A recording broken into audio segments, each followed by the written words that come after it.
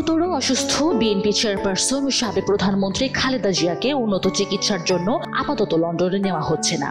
সংশ্লিষ্ট দায়িত্বশীল সূত্রগুলো জানিয়েছে, বর্তমানে তার শারীরিক অবস্থা এতই নাজুক যে তাকে এয়ার অ্যাম্বুলেন্সে করে বিদেশে স্থানান্তরের ঝুঁকি নেওয়া সম্ভব হচ্ছে না। বিশেষ করে তার হৃদযন্ত্রের সমস্যা বেশ জটিল অবস্থায় আছে। ৮০ বছর বয়সী এই নেত্রী বর্তমানে রাজধানীর ইভাকের হাসপাতালে চিকিৎসাধীন। সূত্র মতে, সাবেকের প্রধানমন্ত্রী ডায়াবেটিক্স, কিডনি ও ফুসফুসের জটিলতা সহ অন্যান্য সমস্যা এখনো অপরিবর্তিত।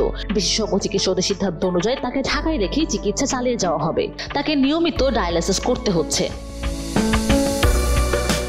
এই পরিস্থিতিতে কাতার আমিরের পক্ষ থেকে ভাড়া করা এয়ার অ্যাম্বুলেন্সটি ঢাকায় আনার প্রক্রিয়াও স্থগিত করা হয়েছে। যদিও জার্মান ভিত্তিক এয়ারলাইন্স FAI এভিয়েশন গ্রুপের ভাড়া করা এয়ার অ্যাম্বুলেন্সটিকে বেসামরিক বিমান চলাচল কর্তৃপক্ষ ঢাকায় অবতরণের অনুমতি দিয়েছিল, কিন্তু খালেদা জিয়ার বর্তমান স্বাস্থ্যগত অবস্থা বিবেচনায় ছুটিতে পরিবর্তন আনা হয়েছে।